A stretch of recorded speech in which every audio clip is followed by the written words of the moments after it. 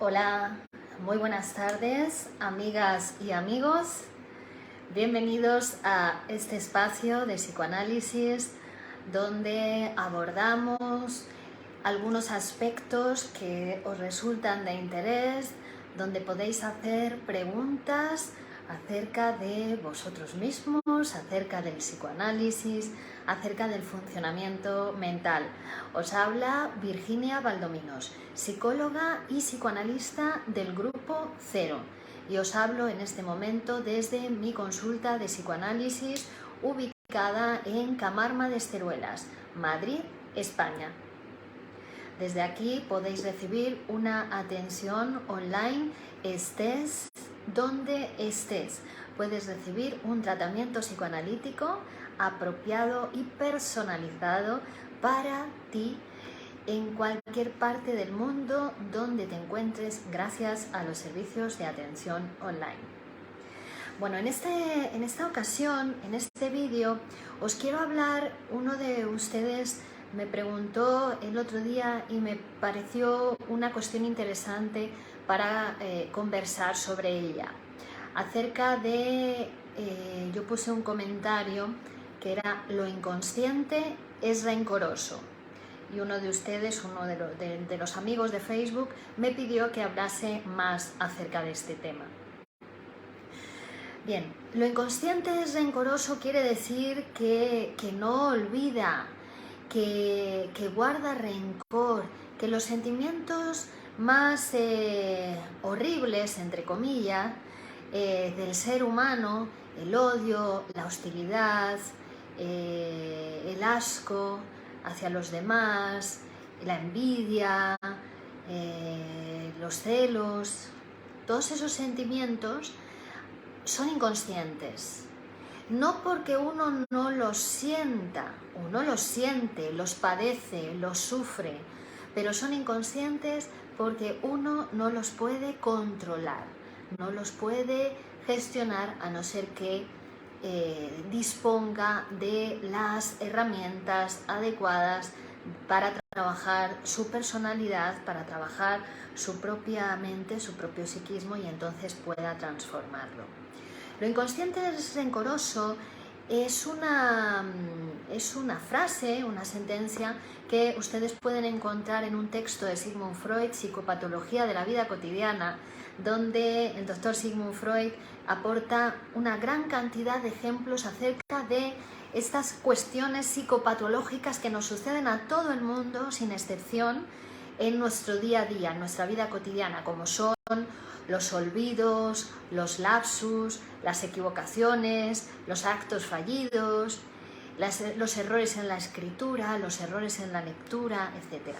Y donde nos viene a demostrar que no son cuestiones casuales, que son cuestiones producidas por el inconsciente, que cuando uno se olvida del nombre de una persona es por algo.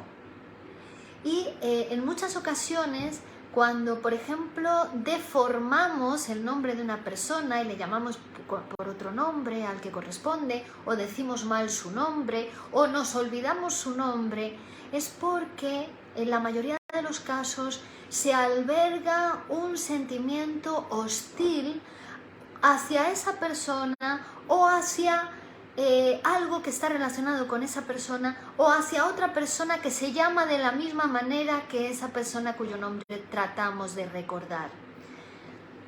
Es decir, que si analizamos a esa persona que ha cometido el acto fallido, el olvido, la equivocación, sea de lo que se trate, vamos a encontrar ese tipo de justificaciones inconscientes que explican el motivo del olvido, del acto fallido, de la equivocación, etc. Buenas tardes, bienvenidos, saludos, La Torre, saludos a los otros amigos que estáis viendo este vídeo. Bueno, entonces, esos sentimientos hostiles, en el inconsciente están las cuestiones más infantiles, más difíciles de controlar por uno, más difíciles de gestionar porque son más primitivas y más infantiles en nosotros. Como decimos, es el odio, la hostilidad, la envidia, el rencor, que son sentimientos que todo el mundo padece. Porque ahora uno puede decir, no, yo no soy envidioso, yo no soy celoso, yo no guardo rencor a nadie. Bueno, si lo niega, ya es para psicoanalizarse, ya es motivo de psicoanálisis, ya es motivo de sospecha que uno lo niegue, porque son sentimientos que son muy tempranos, aparecen muy primitivamente en la vida y después han de reprimirse, por supuesto, porque uno no puede salir al mundo odiando o por lo menos manifestando su odio, su hostilidad o su asco hacia las otras personas. No puedes en el trabajo manifestar el odio hacia el jefe o la hostilidad hacia el jefe. Te tienes que callar y nuestra recomendación es psicoanalizarte, porque también el odio, el rencor reprimido en uno, no poder poner palabras a ese odio, a ese rencor, no poder decir la frase que a uno le hubiera gustado decir ahí, al jefe o al compañero o al esposo, a la esposa, al hijo, a la hija, esa frase que a uno le hubiera gustado decir y que no pudo decir porque su propia moral, su propia conciencia, su propio yo, su propia censura se lo impide. Bueno, es mejor ponerla en palabras, porque ese rencor, ese odio o esa hostilidad van a buscar expresión de alguna otra manera. Si no es a través de la vía humana de expresión, que es la palabra, van a encontrar su expresión probablemente a través del síntoma, que en definitiva es una manera, la manera que encuentra ese rencor, esa hostilidad, ese odio, esa agresividad para expresarse. Es decir, que en el ser humano no es todo amor, bondad, deseo sexual. Eso es una parte del humano, pero también existe, como decimos, el rencor, la agresividad, la hostilidad, y en muchas ocasiones el amor y el odio están dirigidas hacia la misma persona. El amor y el rencor están dirigidos hacia la misma persona, el deseo y el rencor. Si no, fíjense ustedes en esas parejas que unas veces te amo mucho y al día siguiente te quiero matar, ¿no? Te odio mucho. Es porque son las dos caras de una misma moneda. Es una vinculación afectiva que a veces torna hacia el amor y a veces torna hacia el odio, hacia la hostilidad. Pero es la misma, es el mismo afecto, es la misma vinculación afectiva. Entonces son cuestiones para reflexionar sobre ellas, para poder conversar sobre ellas, tener un espacio además de este donde podemos pues reflexionar entre todos, pensar entre todos, que es como se piensa en voz alta, ¿no? En estas reflexiones que estoy realizando en este momento en voz alta y que ustedes están escuchando, bueno, pero que también cada uno tenga su espacio para poder hablar en privado de cómo le suceden estas cosas a él o a ella. Estas cosas que son puramente humanas, que todo el mundo tiene el derecho a tener un espacio, un tiempo, un lugar para poder hablar de ellas. Bueno, la consulta de psicoanálisis de Virginia Baldomino se propone como ese lugar donde uno puede hablar libremente, asociar libremente, hasta donde su inconsciente o hasta donde su moral se lo permita, porque sabemos que no es tan libre, uno no es tan libre como cree, hasta que no empieza a conocerse, hasta que se tumba en el diván, empieza a hablar y hasta qué límite se deja hablar, hasta dónde se deja hablar, porque al hablar uno va conociendo esos sentimientos en uno va descubriendo cosas de sí mismo que a veces le disgustan, ¿no? A veces no le gustan, a veces se aleja bastante de lo que el sujeto, el psicoanalizado, pensaba de sí mismo. pero es mejor conocerlo, es mejor ponerlo en palabras, porque cuando no se pone en palabras, se actúa en la realidad, se hace verdad. Cuando se pone en palabras, esa es una manera de elaborarlo, ya pudiendo hablar sobre ello. Entonces, lo inconsciente es rencoroso, lo inconsciente es vengativo, lo inconsciente es envidioso, lo inconsciente es celoso, lo inconsciente es hostil. También lo inconsciente desea cosas que no corresponden, desea cosas inconvenientes, desea cosas que no es el momento para ellas, o con la persona que no es la adecuada para eso, desea cosas incestuosas. Todo eso también sucede en lo inconsciente, en todo el mundo. No es que usted sea un depravado o su inconsciente sea el depravado. Lo inconsciente es lo inconsciente, por eso es inconsciente, porque se reprimió, porque también está la moral en el aparato psíquico, porque también está la censura psíquica. Menos mal, porque es necesaria para la vida, es necesaria para la convivencia con los demás, es necesario para no estar solo, para poder vivir en sociedad. Es decir, el aparato psíquico es complejo, no solo lo inconsciente.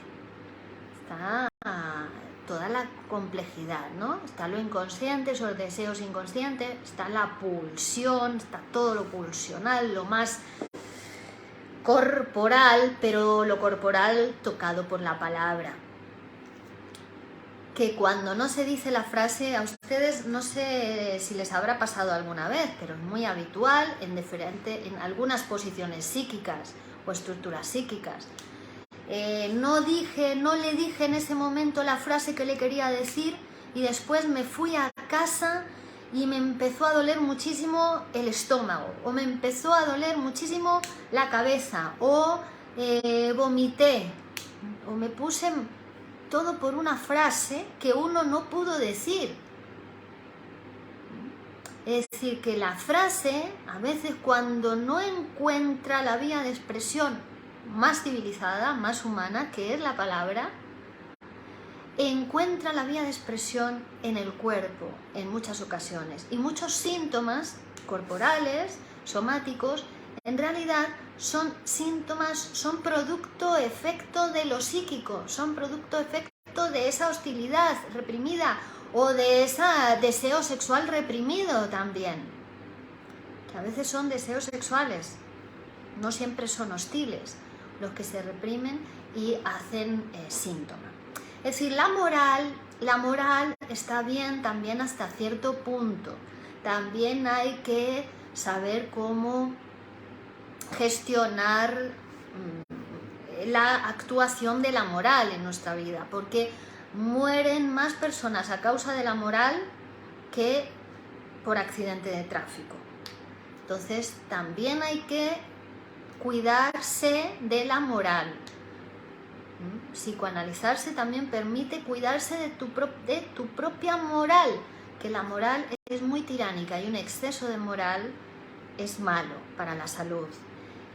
La ética, en psicoanálisis se va a desarrollar una ética, que es la ética del deseo que de un deseo trabajado, de un deseo pasado por la palabra, de un deseo humanizado, no una pulsión pura y dura, no esos sentimientos infantiles, no la culpa, no, porque claro, la hostilidad, el rencor, la venganza están, o esos deseos sexuales inapropiados están, pero como también está la moral, aparece el sentimiento de culpa. Y el sentimiento de culpa es algo que te lleva siempre por el camino del castigo, por el camino del menosprecio personal, por el camino de encontrarte cosas que te sirvan para calmar esa culpa. Cosas en la realidad que te sirvan de castigo para calmar la culpa.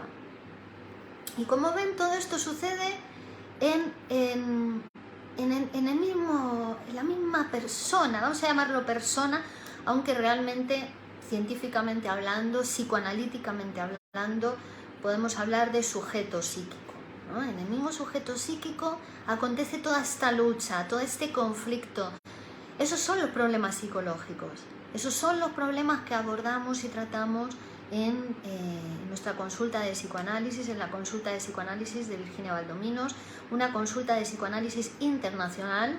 Estamos ubicados en Madrid, España, en Alcalá de Henares, en Camarma de Esteruelas, en España físicamente, pero a través de las nuevas tecnologías estamos ubicados en la red mundial de atención a la salud mental de la población. Desde hace más de 20 años trabajo cuidando la salud mental de la población, formo parte de la institución Escuela de Psicoanálisis Grupo Cero, como psicoanalista del Grupo Cero en formación permanente, en psicoanálisis personal permanente, para poder escucharle de una manera profesional, objetiva, sin mezclar las cuestiones personales en la escucha, para que el psicoanalizando, para que el paciente en psicoanálisis pueda analizarse con las mayores garantías de profesionalidad y de eficacia en el tratamiento. A ver, tenemos por aquí, me encantas, dice mujer, dice Carmelo Peralta. Bueno, no soy exactamente una mujer, también eso he de advertírselo. Ocupo una función psicoanalítica desde la cual escucharles. Más que una mujer, podría definirme como un soldado del psicoanálisis o como una función del psicoanálisis, para que ustedes se puedan acercar a ustedes mismos, para que tú puedas psicoanalizarte, para que te puedas acercar a autoconocimiento y autotransformación. Qué verdad, en realidad, mi profesora linda. Mil gracias por tus sabias clases y tu amabilidad de darnos ese tiempo valioso. Mil gracias, de Dulce María. Gracias, Dulce. Perfectamente aclarado y entendido, dice Carlos Latorre. Si es tan perfecto, Carlos, cabe dudar. Eso es normal, que esté todo eso en el inconsciente, claro. Eso es normal. Saludos, doctora, de Mar Lozada. Muy interesante el tema que estás tratando, doctora, dice Carlos. Bueno, muy bien, entonces seguimos conversando sobre este y otros temas. Pueden enviarme, si lo desean, sus preguntas o los temas de los que quieren que vayamos hablando. Iremos haciendo estas transmisiones breves donde hablaremos y daremos respuesta a todas sus inquietudes y a las cuestiones, a las preguntas que ustedes tengan y que les están impidiendo acercarse al psicoanálisis o tomar esa decisión que en el fondo están deseando de tomar pero que todavía no se atreven, que es tumbarse en el diván y poder hablar, que es de lo que se trata, y que alguien les escuche para que ustedes puedan hablar, porque si no hay una escucha, eso no se llama hablar, se llama otra cosa.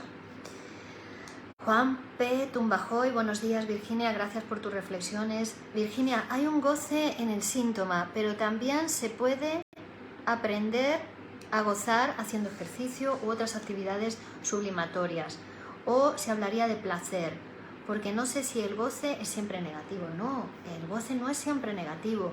Efectivamente hay un goce en el síntoma. El sujeto psíquico es un gozante, es un gozador. Somos un cuerpo pulsional, un cuerpo del goce. Somos pulsionales, somos sujetos de la pulsión. Entonces siempre tenemos que gozar. ¿Y cómo gozamos? Bueno, la pulsión oral, la pulsión anal, la pulsión escópica, la pulsión invocante, la pulsión genital, siempre van a estar ahí. Entonces, en el síntoma hay un goce, pero es un goce patológico, es un goce no trabajado, es un goce con la mamá, aquella mamá, ¿no? que te cogía en brazos y te daba todo y no necesitabas hacer nada, ¿no? Con la mamá todopoderosa. Pero eso es un goce patológico que te lleva a enfermar. ¿Por qué? Porque te saca de la realidad, te saca del mundo y te mete en acciones rápidas, de obtener un goce rápido sin trabajo, o mediante la fantasía, o mediante, ¿no?, la comida, pues uno la comer, y todo engordas, y ya estamos en una enfermedad que se llama obesidad, o fumar, tabaquismo, o alcoholismo, ¿no?, las adicciones, u otro tipo de enfermedades donde se obtiene un goce rápido a través del síntoma, sin trabajo en la realidad, sin trabajo, sin incluir al otro, un goce autoerótico, que es el síntoma. Hay un goce en el síntoma, efectivamente. Y esto es muy importante porque siempre se piensa la persona enferma o que padece un síntoma como un sujeto doliente, un sujeto sufriente, y es verdad, pero también es un sujeto gozante. También está gozando de esa enfermedad o síntoma, es lo que no sabe. No sabe conscientemente, pero inconscientemente no puede separarse del síntoma, no puede deshacerse de la enfermedad. ¿Por qué? Porque hay un goce, ¿vale? Pero aparte de ese goce, existe un goce más humano, más civilizado, trabajado, pasado por la palabra. Ya hay un trabajo, ya he hablado de eso con alguien, con un psicoanalista, con quien se puede hablar, te va a escuchar, no te va a hablar de su vida, te va a escuchar y va a trabajar sobre ti, sobre tu realidad psíquica. Entonces es un goce pasado por la palabra. Eso ayuda a sublimar, eso permite sublimar, es decir, poner toda esa pulsión, ya sea oral, ya sea todas las pulsiones humanas, la pulsión de vida, pulsión de muerte, ¿no?, ponerlas en la actividad, ponerlo en la realidad, incluir al otro en ese trabajo, y eso produce otros resultados, produce transformaciones, primero de tu realidad psíquica, y las transformaciones de tu realidad psíquica producen material en tu vida, en tus relaciones, en tu manera de estar en el mundo, en tu posición en el mundo, ¿vale? Entonces, dos tipos de goce, uno patológico y otro más civilizado, que lleva a la sublimación, al trabajo, a la acción en la realidad, incluyendo a los otros. Bien, gracias. Juan, espero haber desarrollado un poquito la idea. O sea, primero está la pulsión y después está el deseo. El deseo ya es un trabajo del análisis, producir tu propio deseo. El deseo es con trabajo. Y el goce, pues si es un goce sin trabajo, es un goce patológico, y el trabajo lleva a otro goce. Lo importante, no renunciar a vuestro deseo, no renunciar a vuestros sueños. Si no lo podéis alcanzar, pensad que el psicoanálisis puede ayudaros, que hay algo en vosotros también, porque que quizá también ese rencor puede ser también hacia uno mismo, por esa culpa inconsciente, ese no dejarse hacer, ese no dejarse avanzar en el camino hacia sus propios sueños o hacia su propio deseo. Conocer cuál es su deseo para poder trabajar en la realidad, para poder dejarse hacer por el deseo de uno. ¿Qué pasa con la envidia en el psicoanálisis? Pregunta Dulce. Bueno, pues mira, la envidia es el sentimiento más primitivo, o uno de los sentimientos más primitivos en el ser humano. Es uno de los sentimientos que nace más temprano en el ser humano. En realidad, la envidia solo necesita de dos personas para que se produzca, mientras que los celos requiere de tres, ya es más elaborado, ya hay padre. Y la envidia solamente en la relación del niño con la madre ya nace la envidia, o en la relación del niño con su imagen en el espejo ya nace la envidia. Entonces es un sentimiento que está ahí, que en el caso de la posición femenina incluso está femenina, digo, no de la mujer, posición femenina tanto en la mujer como en el hombre. La envidia es muy Es la roca, ¿no? Lo más difícil de analizar quizás, pero está.